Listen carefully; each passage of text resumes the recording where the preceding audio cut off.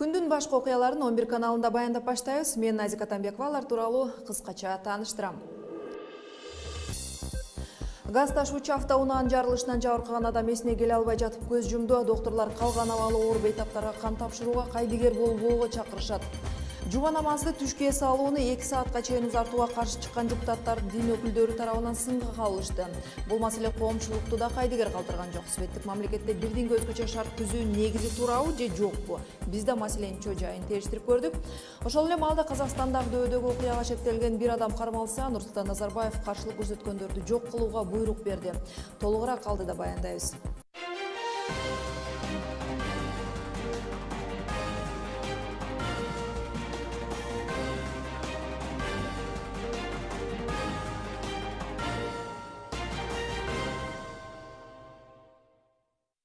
Оолу Кыргызстандын өзүндө болуп жаткан кабарлардан газ ташуучу автоунаанын жарылышынан жабыркаган бир киши каза болду. Анын денесинин 100% күйгөн, жалпысынан жарылуу болгондон кийин 10 адам түрдүү жаракат менен ооруканага жеткирилген.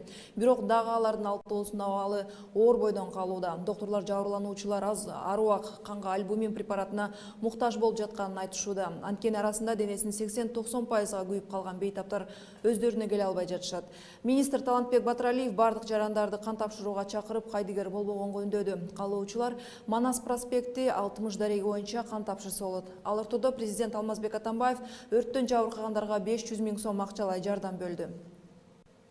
Эми башка темалардан бир нече айдан бери жума намазы үчүн түшкү эс алууну 2 саатка чейин узартууга каршы чыккан депутаттарды жемек алган Чубак Ажы Жалилов Фейсбуктагы баракчасы аркылуу жооп кайтарды. Эске салсак, мыйзам долборуна каршы чыккан бир катар депутаттар светтик мамлекетте бир динге өзгөчө шарт түзүп, атайын убакыт бөлүү башка динди туткандар менен динден алыстардын укугун басмырлоого алып келиши мүмкүн экенин билдиришкен. Ошондой эле жакында калаанын борборунда бачата бийин бийлеп жаткан даштарга дин өкүлдөрү тарабынан сынга алынганы маалым. Кызуу талкууга алынып жаткан мыйзам долбоорунун тегерегиндеги кайым айтышуулар тууралуу кийинки материал. Ар жума сайын мамлекеттик кызматкерлер түшкү тыныгы учурунда жумуш ордун таштап, жума намазын окуганы мечитке барышат. Бирок 1 саат намаз окуп, жумуш ордуна кайра өз убагында жетишпей калууда. Ошон үчүн депутат Тазабек Икрамов жума күнү түшкү тыныгууга берилүүчү убакытты дагы 60 мүнөткө узартууну сунуштаган. Биз ушуну мына мыйзам чыгаруучу, жок, биз мыйзам чыгаруучу катары ушуну бир жолго салып бербейлиби? Ошо 1 саатка узатып берсек, мына ушул жерден жанагы өзүнүн калоосунда мындай эмгек кодексин бузбай, азыр биз калабасак дагы бузуп кетип атышат да, жума намазга барып атат. Аларды эч кимибиз токтото албайбыз.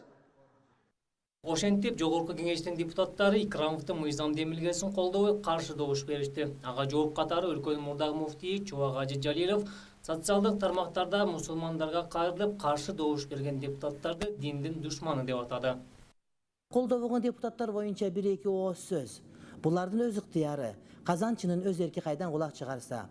Демократик мамлекеттеги парламентте эмне каалаганын айткан укуктуу. Ошол эле эрки мамлекеттин жараны катары мен Чубак Ажы Жалилов мыйзамдын долбоорун колдобогон депутаттар менен бир дасторкондо олтурбаймын. Так, ребятки, давайте пойдемте. Не обращай внимания, поехали учим дальше. Теперь, ребятки, у нас будет флешмоб.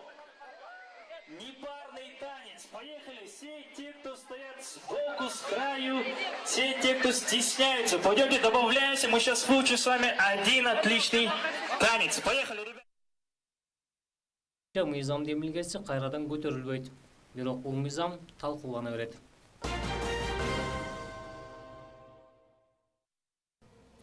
Теманы улай жума намазга жумуш убагында узагыраак тыныгуу болсун деген мыйзам долбооруна карата коомчулуктун реакциясы ар түрдүүчү. Ошол эле социалдык тармактарда айрымдары Кыргызстанда жашаган элдин 89% мусулман болгондугун эске алганда туура демилге дешсе, башкалары жогорку жакта иштеген депутаттар ал жака жума намаз окуган эмес, элге кызмат көрсөтүү үчүн келген деген да пикирлерин айтышууда. Коомду талкууга алынып талаш тартыш маселелердин тегерегиндеги кабарчыбыздын маегин сунуштайбыз. Салмасбек Кайрат мырза, сиз болсо юридикалык илимдеринин доктору болосуз. Кыргызстанда белгилүү юристтердин катарына киресиз. Сизге чоң рахмат, убакыт табып бизге ушул биздин суроолорго жооп бергенге, убакыт тапканыңызга. Суроолорго өтсөм, Чубак Ажы боюнча сиз видеону көрдүңүз, анын мусулмандарга, кыргызстандыктарга айткан сөзү боюнча. Ошол сөздөр боюнча сиз кандай кабыл алдыңыз? Туурабы, туура эмеспи деп ойлойсуз? Эми урматтуу Чубак ажы, ал деле Кыргызстандын жараны болот. Анын өзүнүн ошо конституция менен ошо гарантиясы бар. Өзүнүн ой пикирин айтканы бул өзү жеке менчик ошондой ой пикири. Ошондуктан биякта эч кандай кандай айтсам карама каршылык деле жок, эч кандай чатак деле жок. Бирок бул кандай айтсам көйгөйлүү ошо проблеманы билинип калды да. Ошо биздин жогорку кеңештеги талкууда бирөөсү колдоду, бир депутаттар колдогон жок. Булардын негизи туура эле түшүнүш керек. Жана юридикалык ошо тараптан карасак, негизи ошо ар кандай жаран жумушка киргенде, ал негизи мыйзам чегинде, ошо жумуш кодекстин чегинде ошо жумуш боюнча жөнүндө келишим түзүлөт да. Керек болсо, мисалы айтып койсом да, ошол келишимде 1 саат же 2 саатпы ошол жума күнү жума намазга атайын бөлүнсө деле болот. Эч кандай чатак жок бу жерде депчи. Ошондуктан мен эч кандай мындай кандай айтсам чатак деле жок, конфликт деле жок. Урматтуу Чубак ажы өзүнүн ой пикирин айтып койду. Депутат, кээ бир депутат Жанар Акаевдер айтылып кетти. Ал өзүнүн ой пикирин айтты. Ал эми бүт баары мыйзам чегинде, эч кандай чатак деле жок деп. Рахмат. Эмки сурообуз. Эми биз көрүп жатабыз, азыркы мыйзам долбоорун колдогондор, аны колдобогондор да болууда. Балким аталган маселени чечүүнүн башка альтернативдик жолдор барбы? Эми бул негизи мен айтып кетпедимби, жана иш тартип күнү боюнча ошол келишимде атайын ошол жазылып койсо деле болот. Анткени бизде ошол келишимдин эркиндиги деген ошол принцип бар да, ошо укук системасы.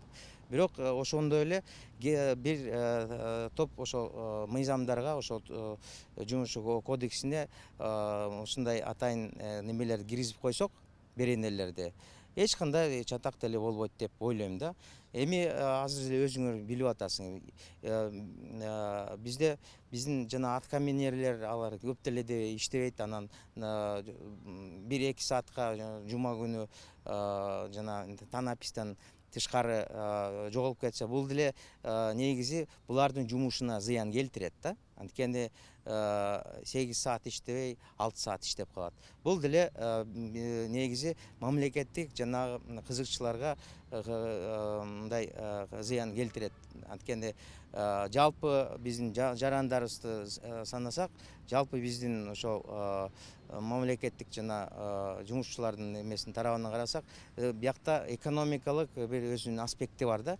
Ошондуктан эч кандай конфликт болбош үчүн ошо мыйзамдарга киргизип койсок, анан ошо 2 саат болобу танапис тышкары, анын жана төлөнгөн акчасын азайтыш керек да. Анын өзүнчө нормативдер бар. Эч кандай чатак биякта көрө албай атам. Чоң рахмат. Эмки сурообуз. Негизи кайсы бир мыйзам парламентте талкууга алынып жатканда так ушул дин жаатындагы адамдардын аралашуусу жөндүүбү, туурабы? Жок, азыр кандай айтсам, талкуулар болуп атат да. Жана нике жөнүндө 17 жаш жетпеген ошо кыздарга никени атайын өткөргөн ошол чатак болуп мыйзам бузуу деп эсептелет деп ошондой мыйзам долбоору чыккан. Ал деле өтпөй калды. Бирок аны деле жана дин анан мамлекеттин ошо кызыкчылардын ошо конфликти бар депчи, чатагы бар деп чыгарып атышат. Эми биякта туура түшүнүш керек. Ар кандай жана бизде коомдогу мамилелер, алар мындай маанилүү мамилелер, алар мыйзамдын ошо чегинде болуп, мыйзам менен ошо регуляция болуш керек да. Ошондуктан биякта кээ бир күчтөр ошол эле акыркы жолу болгон тиги окуя деле айтса болбойт да. Кээ бир депутаттар ошо сунушун колдоду, жана танапистен тышкары жума намазга 1-2 саат бериш керек дегенде. Бирок ошол эле чатактан ичиндеги аны кээ бир күчтөр биздин негизи коомдо алар муну кандай айтсам өзгөчө мында окуя деп көрсөтөт экен да. Анткени булардын өзүнүн ошо максаты бар. Азыркы учурда ошо дин, ошо исламды конкретно айтып койсок, бул биздин коомдо өзүнчө мындай өзгөчө күч болуп баратат. Бул бизде деле эмес, башка мамлекеттерде, Орто Азия мамлекеттерде ошондой трендтер болуп атат да. Ошондуктан биякта бир ошондой чатак же конфликт, ошондой немелерге биздин мамлекетти мындай туруктуулук эмес акыбалга жеткиребиз деген күчтөр бар. Ошондуктан булар дайыма айтышат да, кандай айтсам, конфликтке чейин чыгарат да. Бирок негизи биякта эч кандай чатак жок. Биякта ар тараптан ошо талкуу болуш керек, өзүнүн жанагы аргументтер болуш керек. Анан бир туура чечимге келиш керек. Биякта баланс болуш керек да. Рахмат сизге биздин суроолорго жооп бергениңизге. Эми коңшу Казакстанда болуп жаткан соңку окуялардан кийинки түзүлгөн кырдаал туурасында Казакстандын коопсуздук кызматтары Актөбөдөгү куралдуу кол салуулардан кийин шектелгендердин дагы бирөөсүн кармалганын билдирет. Хобда айылында кармалган жаран издөөгө алынган 6 адамдардын бири болуп саналат. Эми калган издөө иштери уланууда. Ошол эле маалда өлкө башчысы Нурсултан Назарбаев Актөбөдөгү окуяга тиешеси барлар каршылык көрсөтсө, аларды жеринен жок кылууга буйрук берди. Жекшемби күнгү кечинде белгисиз адамдар Актөбө шаарында курал жарак саткан дүкөндү тоногон. Алар андан ары жолдо кетип бараткан автобусту күч менен токтотуп, аны менен улуттук гвардия барып кол салган. Ал жердеги атышууда 6 аскер кызматкери окко учуп, 38 кишиден ашыгы медициналык жардам үчүн кайрылган. Учурда Казакстанда террордук кооптуулуктун кызыл, ал эми жалпы өлкө боюнча 40 күнгө чейин сары деңгээли жарыяланган. Буга чейин кабарлаганбыз. Учурда 7-июнга карата Актөбөдө баш аяк 17 террорчу жок кылынды.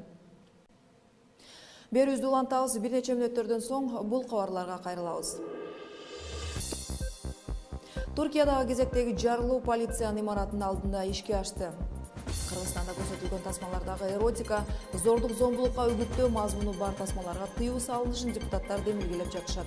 Мындай чектөөлөргө режиссерлор өздөрү эмне дешет? Кабарчыбыз алардын пикирин угуп келди. Ал арада ысык көлдүн жаратылышына суктанган чет өлкөлүк 4 мезгилдин кубулушун айкалыштырган атайын тасма арнады. Биздин каналдан фотолоңуз.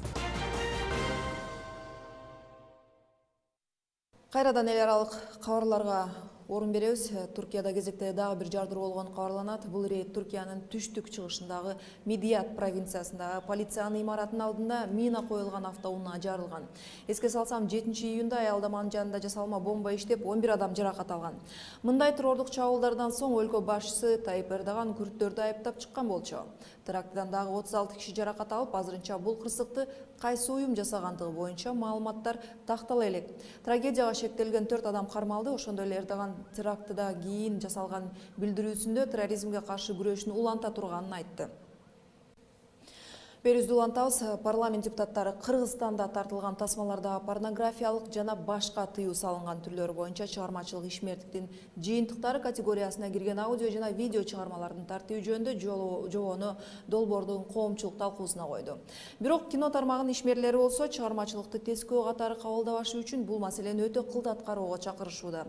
Буга чейин аталар керези, энсирегенүү сыяктуу кыргыз тасмалары ачык сценалары үчүн коомдук кескин сынына кабылып, талаш тартыш жараткан эле. Кененирээк кийинки материалда. Тасмалардагы ачык сценалардын көрсөтүлүшүнө тыюу салган мыйзам бар болгону менен ушул кезге чейин иштеген эмес. Буга андагы иштелип чыкпаган конкреттүү механизмдердин жоктугу себеп болгон. Кыргызстандагы кинематография департаменти эми бул мыйзам дагы иштеп чыгуу үчүн атайын комиссия түзгөнүн билдирет. Жобо ишке кирсе, ага төп келбеген тасмалар колдонуудан алып салынары белгиленет. Бул цензура экен, муну баары кесет деген туура эмес. Бул ошол мыйзамда көрсөтүлгөн тыюу салынган чыгармачылыктын түрлөрүнө гана тийиштүү болуп саналат. Анткени менен тасма ажыраткан режиссерлордун айрымдары кинодогу уяттуу кадрлардын кайсынысы порного же эротикага экенин ажыратып билүү да маанилүү. Режиссер Баян Сарыгуловдун айтымында искусствого көрк кошкон учурлар да болушу мүмкүн. Бирок андай көрүнүштөрдү дароо эле адепсиздикке байланыштырып, тарбиясыз мааниси бар деп түшүнүүгө болбойт. Буларды, конечно, бөгөт коюш керек. Но анын ичинде кое бере тургандар да бар. Элге көрсөтө турган да бар. Баягы порнография менен искусствонун айырмасы бар да. Искусствону көрсөтүш керек.